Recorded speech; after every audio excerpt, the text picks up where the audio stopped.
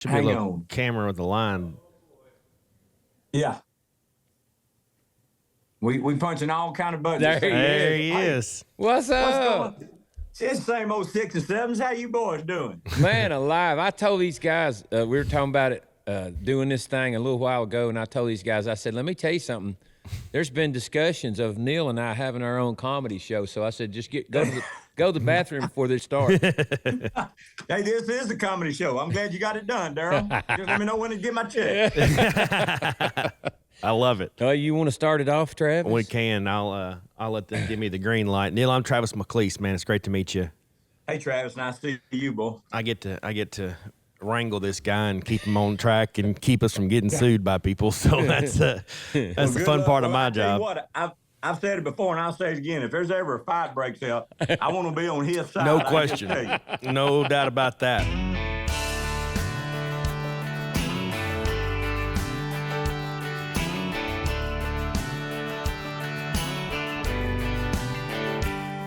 All right, and we're back with another episode of Sounds Like Life with the one and only Darryl Worley.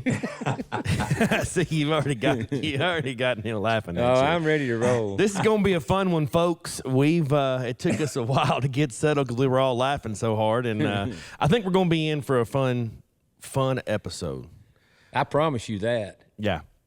Well, now, either one of us two could have a fun episode by ourselves. You put us together, it's bad. It's bad news. It don't take much to entertain me and Darryl, just ourselves.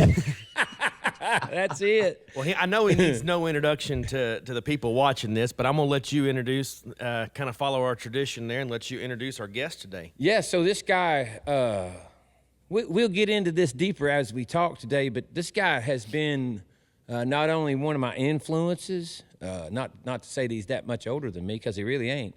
Oh, no, he is.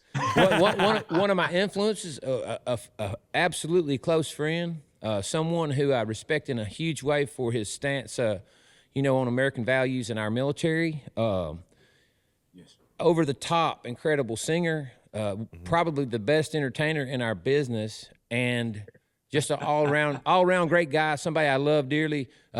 Used to have me on his record label, Mr. Neal McCoy. Fantastic. How about that? Now you have the rights. You know who's got to pay for that. Yeah. Yeah, not me. You do. You get the check in the mail up here. Yeah, you have the rights. Just email our producer and let us know. You have the rights to all those nice things he said about you. We'll let you make that into anything you want. Anytime he gets to acting like Darryl Worley, you just send that back to him and say, remember what you said about me? You were real nice. Hey, that's one guy I would trust with my life. Like he was talking about, we've known each other a long time, and I joke about it, but Darryl's always been a good friend, and just because he's normal, that's the thing, in this crazy business. Absolutely. And I guess he's normal to me now. Now somebody say, yeah, but you ain't normal. I said, well, I may not be, but if I'm not, Darryl ain't either. No, that's right. We're the same kind of normal. That's exactly right. I like that. And it's kind of weird. You know where I would love to start on this, and I've given. I love it. I've given about that much thought to this episode because I didn't want to overthink it. But I did think of this on the way in this morning, and I think I may have told you this before when we'd be having some of our crazy talks. But so when I was younger and trying to thinking about really taking a shot at this country music thing, I was playing in a band with a dude named Marvin Franks, one of the best singers I've ever known, and he said, dude, I mean, he could sing anything. And he came to me and he said, dude, there's a guy that just came on the scene. And he said, he's got this song. I think it's, I'll build you a fire and lay down by the flame or something. Dang. All right, check this out, man. And he said, and he's dancing around like it's a waltz. I think it was a 3/4 time thing. He said he's kind of waltzing around this campfire by himself. And he said he's got long hair and a cowboy hat. And I went and found you. It was Neal McCoy. Was that the first release? That was our first single on Atlantic Records, If I Built Your Fire. Sold well under 1 million copies, buddy. Well, I like that. Well under 1 million copies. Listen to this. I mean, hearing you sing, and it was country. It was country. And hearing you sing that, I went, I'm an immediate fan. Yeah. And Marvin Franks has been so right about so many things musical. This cat weighed probably around 400 pounds. And we played a lot of shows together. He taught me how to do this. He truly did. And he said, that guy right there is going to make it. And he said, because he's unique. And he said, and watch him move. He said, that dancing stuff will be part of his act always. And he was dead on it. He was dead on it, man. Well, is Marvin still alive? No, sir, he's not. I'm sorry. God rest his soul, but he got it wrong with me. No. If he's watching down now, I appreciate that. You know, I was always a guy that always wanted to move, and you're right on If I Built Your Fire. Really sad is our first single, Darryl, on Atlantic, and there were only 2 places in the country that played it, and that was Atlanta, Georgia. Now you know how hard it was to get stuff played at Atlanta, Georgia. I never could. Yeah, I never could. I have no idea. They played that thing in Lake Charles, Louisiana, so I could go. There was 2 places I could go and somebody would recognize me. It was Lake Charles, Louisiana, and Atlanta, Georgia. That's crazy. They played the heck out of that song. Well, I mean, to me, it's a great song, and you know, we were watching the video. That's the only place we could hear it. Yeah, I guess CMT or whatever. Right. And just the whole thing together was a pretty good. You know, it just all went real good together, and the video was produced well. Song was amazing. Man, your ability vocally, and I tell people this all the time. We talked about it over lunch today. I was at a CMA thing that they made me go to. I didn't care nothing about being there. You know what I mean? And I know exactly what you mean. And so they didn't used to make me go. They just said, "Don't you worry about it, son. We ain't making you go." It was my management team. They made me go to this thing, and I thought, I'm sitting out there. There's a lot to talk about, but I gotta be careful here. And I'm thinking, man, I could think of a lot of places I'd rather be right now. But they said, and now if everyone would stand for our national anthem, and they introduced Neal McCoy. And you came out, this was early on for me when I was just getting started. You came out with just a microphone. You had a USO cap on. You took that off. Yes, and sir. You sang the national anthem. You wasn't like me. I had to get up there and go, oh. I had to find my key. You just took the microphone and started singing. And I told these guys, I said, just about brought me to tears because there was so much emotion in it. And I know where that emotion comes from, you know? Yes, sir. If you're truly a patriot and you love this nation and its people and its military and its first responders and all the people that matter, which is all the people. Yeah. If you love it, and you poured everything you had into that day, and I went, damn, I knew he could sing, but without any music at all, just that voice, I was like, damn, he about yanked a tear out of me. It was really good, man. Man, I appreciate you saying that, Darryl, because that's one of my pet peeves is our national anthem. Me too. When I sing it, this is the way I sing it too. I sing it the way God wrote it. Yes. He wrote it for people to be able to sing to. There's a melody. You've heard it all your life. Yes. When you sing it straight. You owe it to the people that came to whatever, because I guarantee nobody came to hear you sing the national anthem. That's exactly right. That's a great point. They came to see the game or the musical or whatever they went to. They came to hear that. So you owe it to them and to you to get up there and sing it the way God wrote it, and move on. Don't wait for no applause. That's right. My mama said, give it all to the song. Yeah. She said, give it all to the song. Don't make this about you and your vocal ability. Right. It ain't about that. Just to give it all to the song, and it wouldn't have a melody if that wasn't the one it was supposed to have. That's exactly right. That's why they wrote it that way. And I can't stress that enough. Don't put no turns and trill, because there's some people that want to sing it with you. And if they're in the audience and you're singing it straight, they'll know. And by God, they're singing with you. The first time you go, oh, say, can you see? But like that, then they quit singing because they know, well, he's just going to butcher this for the next minute and a half. And I ain't trying to sing with him. When we would sit and watch ball games and stuff at home, which I throw a little side note in there. I have not watched a professional football game since they started kneeling for the. I haven't. I gave it up. I'm a big Packers fan, and I said, okay, I guess. I know you. I said, I guess college football will have to do from here on out, and that's the way it's been. I understand. Man, I'm thinking you making that much money, and you can't give respect to this country and the people that made this possible for you. And so I said, okay, I'm done with that. But we would be watching something on TV, whether it was a rodeo or whatever. My mom would be holding the controls, and if somebody started all that, my mom would go, poop, hit that mute button. She said, we'll be right back with you. I love it. Oh. Our social media guys over there licking their chops. Y'all are making some great clips already out of this. So this is, we're in for a treat. I'm going to get you in all kinds of damn trouble. Yeah, it's coming. I hope you do. Hell, I need to be in trouble. You remember McGraw and Chesney? They wasn't shit until they stole that damn horse. That's right. In New York. And then what did they become the stars? Because they played a little dirty. They got outside of the straight thing you're supposed to stay in. So I'm finna go rob a damn bank or something as soon as we hang up. Attaboy. Hey, listen, and I watched that. I went and watched it. They had two or three bystanders put videos up of that, and I went, yeah, every bit of that shit was fake. Yeah. They staged it all. They staged it all, and I'm like, and it still worked. Yeah. I know. Man, listen.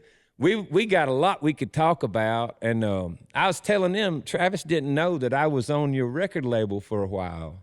Yeah, well, sorry about that. Almost ruined your whole career. You know what I told him? I think that's about the third record label that I'd seen, meet its demise under my influence. And I said, they called me that morning and said, we had a song out that was really killing it when that sure did. And it was called Living in the Here and Now. Yes, and that sir. was also the title cut of the album, which we still get huge response to that song today. It's amazing. That's a great song. It's a great song. You're right. I mean, I don't toot my own horn much, but that's a great song. And we came in on Monday morning and they said, I said, what the hell's going on? The song's gone. And my tour manager said, the label is too. I said, I told you before we ever started this, I know how to shut them down.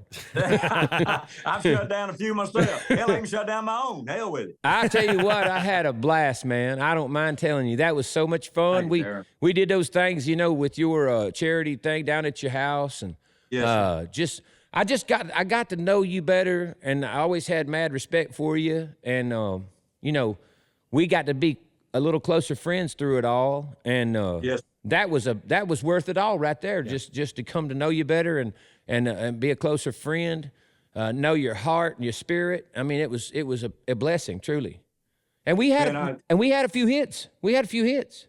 Yeah, I thought I felt so good about it. It was some people that a real very wealthy lady and her husband, that got him. And I try and tell everybody, Darryl, I'm sure you've done it too, because it's real easy for someone that may have little money. They like you a lot and they want to come up and say, how can I help you? What do we need to do to help you? And the first thing now, and I had been telling them even before those two people got in, I said, if you've got this amount of money and you don't mind losing it, but you get the perks, you can ride the bus every once in a while, or you can be on stage. If that's enough enjoyment out of your money, then by all means, let's do this. But if it's not, then it just ain't gonna work. I said, it just ain't gonna work. I tell people all the time, if you want to get in the music business, it's like going to the casino. If you go to the casino and you take more money with you than you can afford to lose, then you're a fool. Yeah. Really and truly, you shouldn't go at all. but if you do, or invest in the music business. but I tell them, and I've had a few of these things to happen with me in my career too. I know we call them backers, and I told them earlier. I said that's what we call chewing tobacco. Yeah, it's backer. I try. And I said, so you got to make it clear what you're talking about. Yeah. But I've had a few backers, and I tell them up front, look, if you can't afford to lose it, don't put it in this business. That's exactly right. Because it is absolutely, I had Chris Wallen in and we did an episode and we talked a lot about the dark side of the music business, if you will. It's easy to do. Yeah. Yes, sir. Well, but I'm telling you, man, we had song that I still get huge requests for is called "I Just Came Back from a War." We had a hit with that over there. That's a great song with you man. guys. We wrote that song on the return from the war zone. Yeah. It was after a journey that was pretty. The word is probably scary, but I wasn't going to use that word. You know, you can find yourself in some crazy situations over there in that place. And, yes, sir. And so we wrote that song, and I had some of my family members that were serving at the time to get involved with that lyric. And, you know, they weighed in on it and said, don't say it like that, say it like this. And it was their idea to put that part at the end that said, you know, what does it say? About how my life has changed because of this, and I probably will never be the same. It says it in the song, and, you know, that was their idea. They said, and I was like, you want me to say that? Hell yes, I want you to say it because it's true. And you know what they said to me? They said, how many times you been now? And I had to count because, you know, we've done it a bunch. And they said, has it not changed you? And I went, yeah. And they said, then it's right. That's what you should say. That's a great way to put it, too. Yeah, man. Yeah, every one of those trips, whether you're in the theater or not, just whenever you go, all of them are life-changing. Yes. I did my first one with Wayne Newton in 01, and he told me, he said, you're gonna run into people over here on all your USO tours that you'll do, and you'll go run into them, and you'll see them the rest of your life. You'll be playing a show in the middle of Iowa, and somebody get word back to you, hey man, I saw you in Baghdad in you know 02, and boy, Les is my road manager's all Army. He'll go get them, and we can't say enough about them, but they'll say, you know, first thing they'll say, boy, you don't know what it meant for y'all to come over here, and I said, boy, you don't know what it meant for me to come over here either, because to just have an opportunity to be around you guys. And I tell people all the time, and you know this, you don't always get to sing, but if sometimes just shaking hands and hugging necks and saying, hey, boy, we appreciate you. Thank you for taking care of us and our country at home. And that's all. And it's life-changing stuff. Absolutely. I absolutely loved every trip. My first journey, and that's how it continued for about 12 or 13 years, but my first journey was with the Sergeant Major of the Army. He had a tour called Hope and Freedom, but it also had a USO element, but the coolest thing about the whole thing was he came to us the evening before our first morning in Afghanistan, and we were in Kandahar, and he came to me. I had one person with me, my lead guitar player, old Swall, you remember him? Yeah. and he said, okay, so he said, and I thought this was so powerful. He said, Darryl, he said, you know, we got all these other people. We had all kinds of stars and wrestlers and people on this. It's for the big variety show at the big built up air bases. And he goes, but there's only one element of this show that can travel with me everywhere I go. And he said, you guys got them flat top guitars? He said, we can load them right on that Black Hawk and away we go. He said, I'll make 4, 5, 6 journeys a day out to what they call short hops, out to the places where the war's getting fought. Yeah. And if you'll go with us, I said, Sergeant Major, you have nothing else to say. I said, every morning you tell us, it don't matter if it's 4 a.m, we'll be standing there waiting on y'all. And that's how we did it for 13 years. Man, it was the most incredible, surreal moments of my life. Yeah, mine too. Unbelievable. A lot of great stories there. We could fill up 3 or 4 hours. Yes, we could. Yeah, we could talk about that alone. You're right. Now, one of our producers has got a stat up on the screen for us that says every morning for the last 8 years, Neal McCoy has live streamed the Pledge of Allegiance on Facebook. What got that started? Man, just ignorant. I can tell you, just ignorant. Hey, I see people. Hey, today I said it this morning for the 8 years and 10 months exactly. So it's almost coming up on 9 years, January 7th. And I started that thing. My wife and I were at the house, and they had already. It was right at the end of the year of 2015, and everybody's trying to figure out. The Republicans trying to figure out who was going to run for president. The Democrats knew that Obama was getting out, so they were trying to figure it out. And everybody had already started bitching at each other, and just amongst their own Republicans, and they just trying to figure out who they were going to choose for them to run for each one of those. And they were already on each other. And I told my wife, I said, I know this sounds crazy. I'm going to go out there and say the Pledge of Allegiance on my Facebook page. And I said, I'm just going to see, by God, what we get. So I actually, before I said it live, I wrote it a couple of days. I just wrote the Pledge of Allegiance and posted that, you know, and I didn't get too much attention. Then when I went out and said it for the first day, man, people were they was writing and saying, "Are you okay? Are you dying? Do you have cancer? What are you doing here?" And I said, "No, I just said the Pledge of Allegiance," and then I started, and it went on for a week, and, you know, in a couple of weeks, and people were writing saying, "Well, how long are you going to do this?" And I said, "You know, I don't know. I guess until I can't do it. If something something happens to a family member or to me, and I just can't muster up to do it, I said, I guess that'll be it. But as soon as I can, I'll start it again." So I've done it almost 9 years, and I've lost my mom through it. I've lost our dad through it. Wow. But somehow I have managed to, because once you do it, and Darryl will tell you too, and I'll talk in circles too, Darryl. So stay with me. Oh, Travis, come on. stay with me too. We love circles.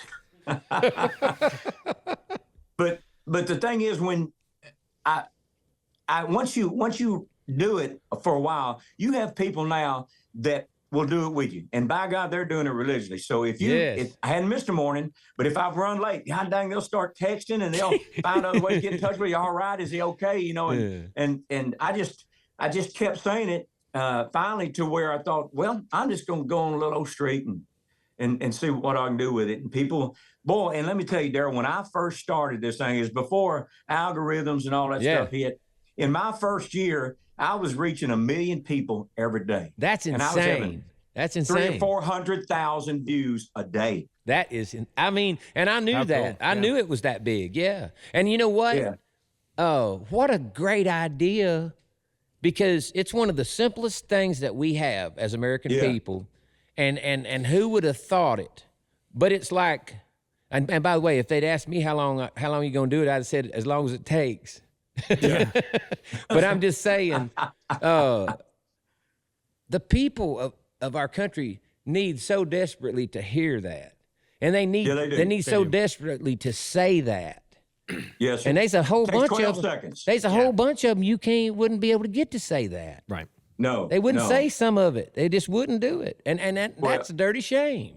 Well, I tell you what, I won't mention the guy's name. Normally I would, but I won't. I asked him, I said, maybe you say the Pledge of Allegiance with me. And he said, well, yeah. Does it have any, now tell me, now this ain't got nothing to do with Trump. This ain't got nothing to do with Trump now. It's not affiliated with him at all. I said, no, I'm just saying the Pledge of Allegiance. That's all we're going to do. I said, that's only though if you pledge allegiance to the flag, you know, and if you think that we still live in the greatest country and appreciate our flag and our country. And he said, oh, yeah, but now, if it's going to go, if it's anything supporting Trump at all, I'm not going to do it. I said, God dang. I said, well, it ain't. So just come on. And I don't know how hard this got to be. Shit. Man.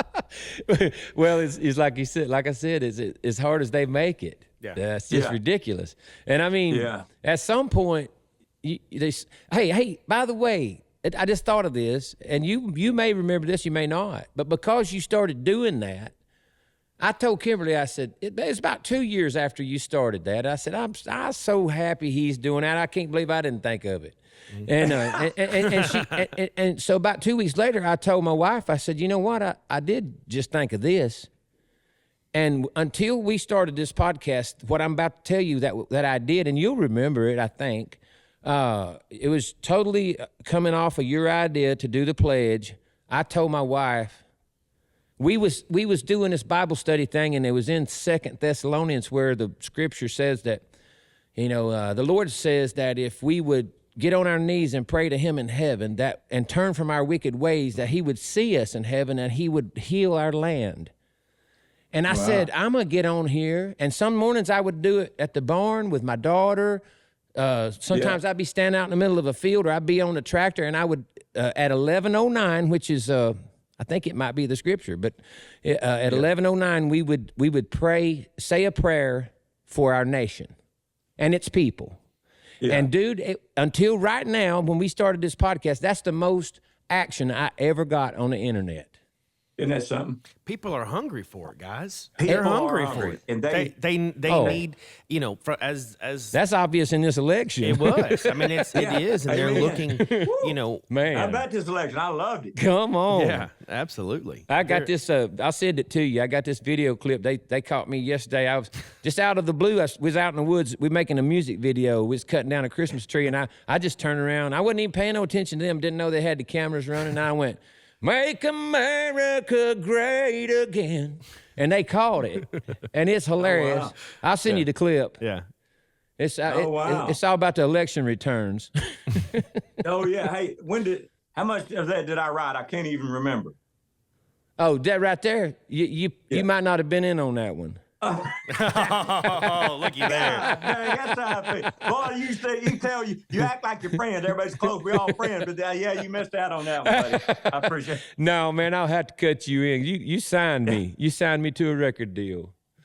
That was Yeah. To be honest with you, man, and I'm not joking when I say this. I had just come off that run with DreamWorks and the whole Universal bunch over there, Yes, sir. and the way that all went south was a letdown for me because we were rocking. We was having a lot of hits, and you blessed me in a way you had no idea. I ain't never even told you this, but I was down. I was down. I didn't want nobody to know that, and I did a pretty good job of hiding it. But Yeah. you know how that is, and I do. it bummed Yes, me sir. out. And then when you guys, when y'all was cranking up over there, and we got that phone call, I was like, yes, it was so freaking cool, and we got after it, man. We had some real success. I had a blast doing that, man.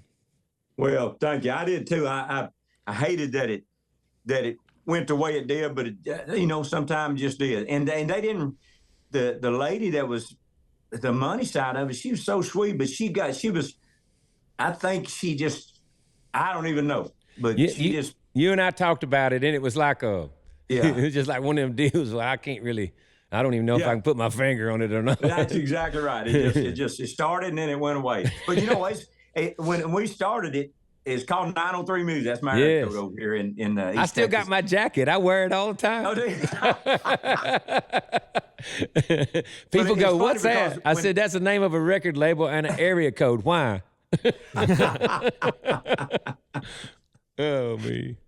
When we started that thing, it was me and my manager, Karen Kane, and we didn't know shit from Shinola. I mean, we just really didn't know much. And but we got some money people. We hired a really good staff. Yes. And I said, here's what I'm gonna do. Since it's supposedly my record label, I'm gonna release a single on it. We hired a promotion staff. Yes. I said, I'm gonna put a song out, and I ain't calling five of my favorite programmers. I ain't calling nobody. I ain't asking nobody. I'm just gonna go with a damn gut feeling. And this, so we called a meeting. I hired the people, brought them in. I said, "Here's your first single. This is what we're going after." And I played Billy's Got His Beer Goggles on, and they just thought, well, they didn't know what to say. So then I signed it. Now I know how everybody else felt because I was signing their check, so they couldn't say, "Boy, that sucks." They walking around in circles trying to think, "Oh shit, how do we tell him that sucks?" And I said, "That's the single. Now we'll see what kind of promotion staff y'all get. That's right. And if you think it's bad, then we'll really see. Then you got to step up and end up getting played a lot. And so I was, man, I cut the thing, and right on the heels of that, I released one of my favorite songs called "The Last of a Dying Breed." And I thought, my God, this is going to be killer. And it wasn't. Shit, they never could get it played. But that's all right. Man, I got to ask you a question. I tell these guys, I said, when they get me and Neal on the same cruise ship together, I said they always get us together, and they'll have like a mediator, and they'll let the crowd get involved, and it is a gut busting, laughing affair. I mean, and to the point where my manager's like, "Y'all should do a comedy show," and let me know when we get that done, would you? We could do a podcast episode of just bullshit, And I think we're doing it now. Yeah, I was gonna say I'm pretty sure we're on track. Just 30 minutes into it, and we're still at it, so I like it. Shut up, Travis. You hurt my feelings right then. Oh, somebody, No, man, we can't thank you enough for doing this with us. And I always look forward to seeing you. My wife is a huge fan. She was out on the road selling merchandise with an outfit called Winterland, and you would be on a lot of the shows that she would do, like with Leroy Parnell, Hal Ketchum. I could go on and on, but you'd be on a lot of those shows. And she said, absolute, total respectful of people. Neal McCoy. That was her thing about you. Wow. And I said, yeah, I said, I totally see that. And so people got good things to say about you, Neal, because you're a good dude, man. And I appreciate you doing this. Listen, I'm the last man in the world that ought to be having success with a podcast. I mean, I don't listen. I get into it with people so bad on the social media that my management company made me take every one of those apps off my phone. And this right here. So when I first heard about podcasts, I thought it was some kind of fishing thing. I swear, I didn't know what a podcast was. Yeah, so I thought I knew Evercast. Yeah. So I thought, man, when they said something about doing a podcast, man, this thing's doing good for us. It's crazy. I'm happy for you. It's crazy.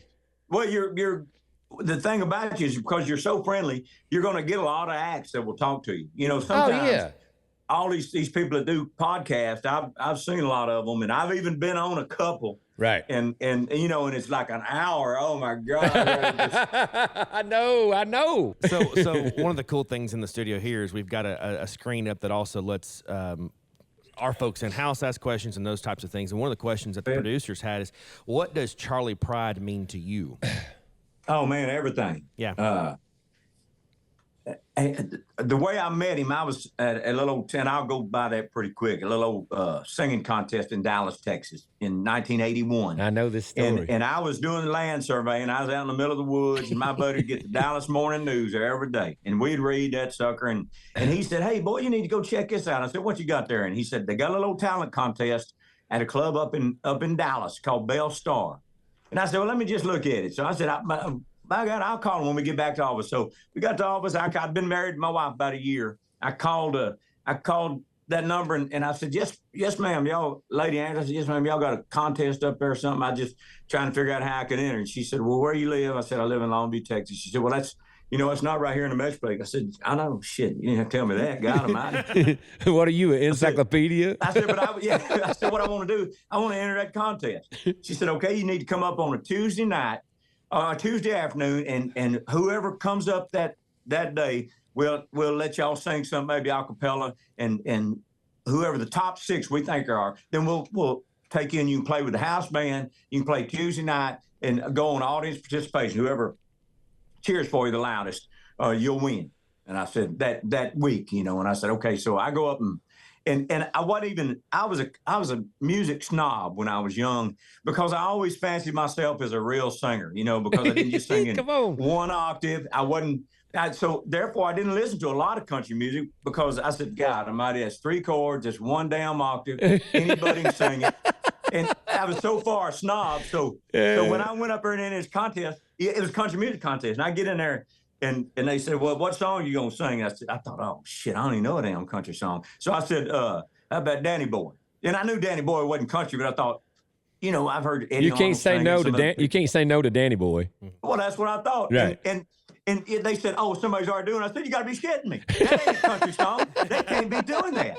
I said, it's a country music contest? Yeah. And they said, yeah. I said, okay.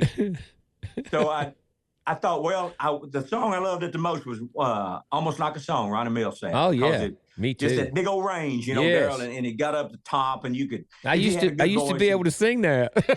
Yeah, well, I said, okay, I'll do Almost Like a Song, and so I end up winning that night, audience participation, and and then they came to me after showing it, and they thought they was giving me bad news. So I kind of acted like it's bad news. They said, well, look, because we got this thing's going to go on for 3 months, about 12 weeks, we got the house band, and they're going to be learning a lot of things. We're going to have to ask you, you're going to have to sing the same song as long as you stay in the competition. I thought, God, I said, oh, shit, really? And I thought, shit, that's great. I only know one damn song.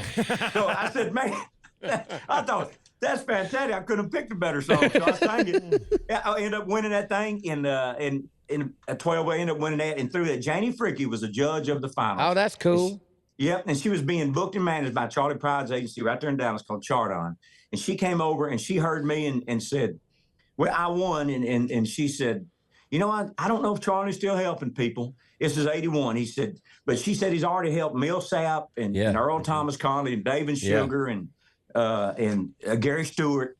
He's already helped them a bunch, and so I'll see. And if he's still interested in helping somebody, then maybe y'all can come up and see him. They found out. My wife and I drove up about 2 weeks after that and went in Charlie's office. And boy, when you walk in, there's just gold records that just down the hall and up on the ceiling, and they're everywhere.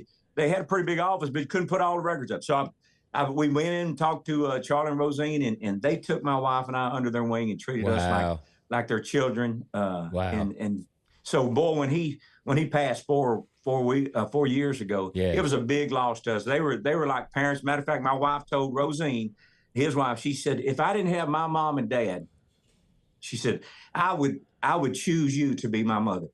And I get turned up because my wife she don't really show a lot of and talk about it like that, Scott. So for her to say that, it just floored Rosine. Rosine was just like, oh my God. And they hugged and cried and shit. I started crying. I don't even know what the hell I was crying about. Hell, they was crying so much. And Charlie said something like, well, y'all go on, get out of here now. I said, okay, yes, sir, we're going. Thank you. Man. So, but that's what, and he took me all over the world. We sat, after that little meeting, he sat down, he said, look, he said, I know you ain't got a band. He said, I know you're not really that much into country music. I said, yes, sir, I apologize. He said, no, it's all right. You don't have a band. He said, here's what we're going to do. You're going to play with my band. You're going to use my band. They'll learn about 20 or 30 minutes worth of stuff, and you can come out. And when I go certain places, you come go with us. And I thought, you got to be kidding me. I was mowing yards and surveying, and I just thought, somebody that is just going to do that. I said, who does that? And then it got to where I was selling merchandise for him before the shows.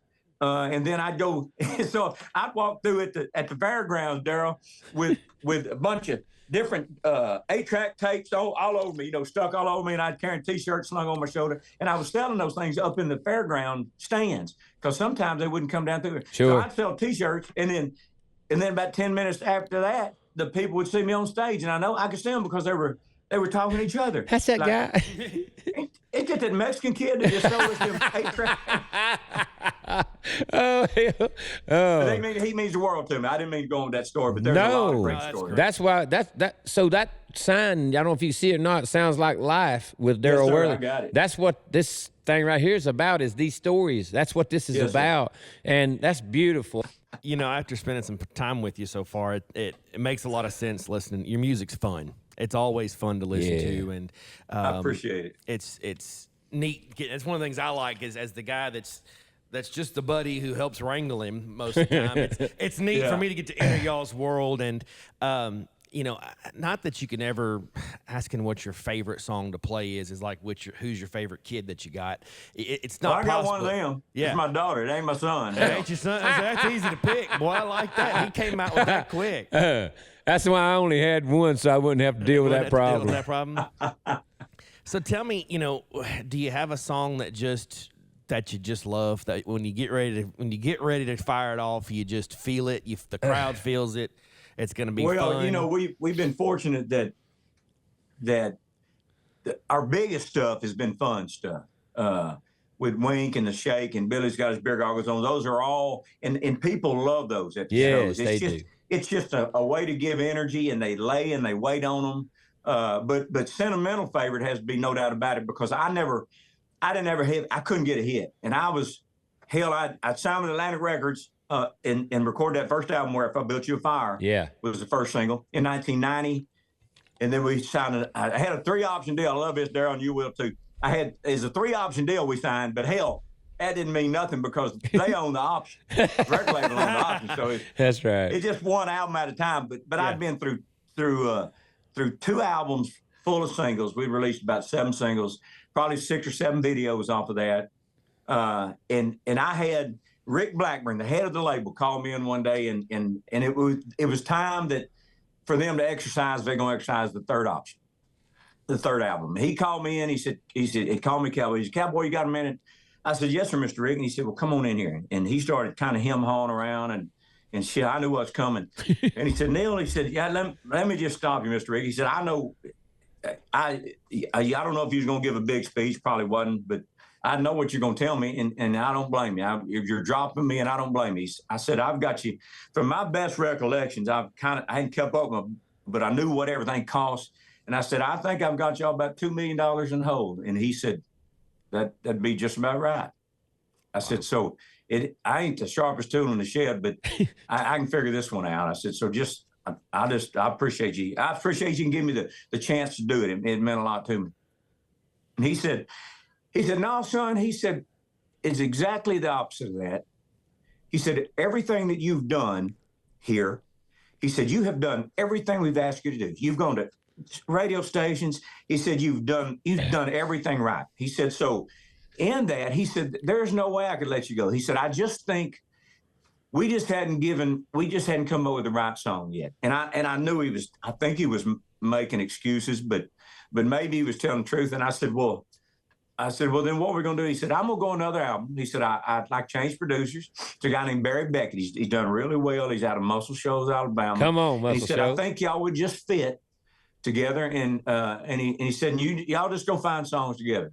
So we went and got to put together an album worth, and we released No Doubt About It as our first single, and it was the album title. And it ended up climbing the charts. And I'd never even had one climb anywhere. I think I had one get to 26 for one day and then drop plumb off the damn chart from that. But so so when I was back home in Longview, we'd put out No Doubt About It, and I'd go up to never moved to Nashville. I'd just go up there and check in and do all the right stuff. And Brian Schweitzer, the head of the promotion there, we'd watch that thing climb, and it was one of them, Darryl, you have them, you'll get lucky. For instance, Wink, the next single we released, went to number 1 in 9 weeks. Wow. And stayed number 1 for 4 weeks. Well, we don't know that about it. We was about 30 weeks on it. And it had finally got to number 2, and they had pulled out all the stops, record label. Yeah. They called in all the favors. Yeah. And they said, the chart would come out Monday night. They'd, announce it on Tuesday, but come out Monday night. And he said it was at number 2, and we were so happy. And they said, I'm going to call you tomorrow. Brian Schweitzer said, I'm going to call you tomorrow about 6 p.m. and let you know how I did. He said, but I can tell you, it's going to do what it's going to do, and that's going to be it, because we have really just, I said, I understand. So I was singing at a Chinese restaurant, singing supper club music, Nat King Cole and Dean Martin and Sinatra. And I had garnered a pretty good little audience recently. And I'd call my family and my wife and everybody, all our friends that had been pulling for you. And Darryl, they all pull for you, and they pull for you hard. I mean, yes. It's and so we was all in that same room when the phone rang, and we, everybody was talking and having, and then just the phone rang and everybody just went silent. And Brian Schweitzer, he said, hey, Neal, you doing all right? I said, yes, sir. I think I'm doing all right. I don't know. You tell me how I'm doing. And I start crying. I start crying every time I tell this, because he said, you've got the number 1 song in the country. And I said, you got to be kidding. And so when I broke down, everybody just broke down, and we were celebrating because I had been through all of that. And Darryl knows, it was such a big moment for everybody that had supported me I was almost 35 before I had my first hit. And so everybody got to kind of go together and basically just say, yeah, I take that, for everyone else that just kept saying, you're not going to make it, so you ought to give it up. And I remember when all this happened. Oh, man. Like it was yesterday, man. So to answer that question, no doubt about it, it's still my sentimental favorite. Has to be. I would have never had any kind of career without it. And because of, we did go on a pretty good run in the 90s. I learned years ago, I said, if you'll just, and I got some of this from Charlie Pride. I said, we're going to be as nice as we can be to every person. And then we're going to put on a better show than anybody else is going to put on. That is where I set my goal. And he can do it. Mm-hmm. Well, yeah. And we were nice. And like Darryl, that's the reason that he can talk to people, because he's talked to people all his life. When you don't snub people, and you're nice, and you treat the caterers nice, and the volunteers that are driving around to the county fairs, if you're just a nice person, then in 10 years when you're not having hits, and they got about 3 or 4 people they're trying to figure out if they're going to have Neal McCoy or 3 other acts that are going to put about the same amount of butts in the seats, and we all get them for the same price. And those people, they get on these fair boards, and they'll stay on there the rest of their life. That's right. And by God, when they say, here's what we're picking between, 95% of the time they're going to say, we'll get Neal McCoy. Mm-hmm. It's going to be a good day if you do. Yes. It's going to be a good day if you do, because he's going to have a good day and you're going to have a good day. That's it. That's right. Oh, now I tell you, I'm going to miss my mark and the producers are going to yell at me. But you talked about something cool a minute ago. Oh, it's about time I said something cool. Well, no, you took your specs off when Neal came on. You got to see these. You got to see these specs he's got. Wait, hold on, look. Well, now wait a minute. I like them. Let here. I want to wipe them off a little bit, because I want to be able to see your face. Hey, well, look at these bad boys I got in my pocket. God bless America. There you go. Hey, hang on just a second. I'll be able to see them better. Hang on. Look, check this out. This was an accident, by the way, when I bought these. Oh, my God. Wait a minute now. I might have to make a right turn. Uh-oh. Where'd you buy them from? Cletus T's website? No, man. I got these things at a CVS drugstore, and I bought them by accident. I mean, it even come with extra batteries. And the crazy thing is I paid almost $30 for these glasses. They're readers, Yeah. But I didn't know that they had lights on them. And the week before, I was under my truck changing out my fuel filters, and I done got so blind up close. I got to put these glasses on and take them off, and put them on and take them off. Yeah. It just drives me nuts. Hey, but at least I still change out my own fuel filter. That's exactly right. And I looked at these things and I said, damn, that's what I needed when I was working on that truck. And so I kept them. I thought about going, I ain't paying no $35 for a pair of readers. But these things has got lights on them, and it's all good. I could be a coal miner if I wanted to. There you go. Well, on that note, we're going to say thank you again for being on the Sounds Like Life podcast with Darryl Worley. I can't wait to meet you in person. I'm sure I hope our paths cross soon in person, and we can spend some more time with you. And again, thank everybody for listening and watching. Of course, this is available on all major platforms. Check that out. Whether you're watching or listening, we hope you've enjoyed yourself today. And if you haven't, then you're not normal like me and Darryl. That's right. Hey, brother, I love you. Thank you for doing this. I know but I'm gonna tell you what we also do as much as we can. We do things, we cut up clips and do things, throw them out there too. Also, that this benefits you and your audience as well. So we hope that happens for you coming on and helping us out with this. I appreciate you very much, brother. Yes, sir, boy. Y'all take care of yourselves. I appreciate you. All right, man. Thank you. All right. God bless America. Yes, sir. Yes.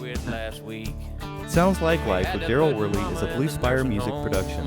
Hosted by Darryl Worley and Travis McLeese. Produced and edited by Mike Murphy and Sam Hudson. Set designed by Sam Hudson. Theme song Sounds Like Life to Me by Darryl Worley. Executive producers Paul Perry, Julian Drennan, and Travis McLeese. It ain't no fantasy. It's just a common case.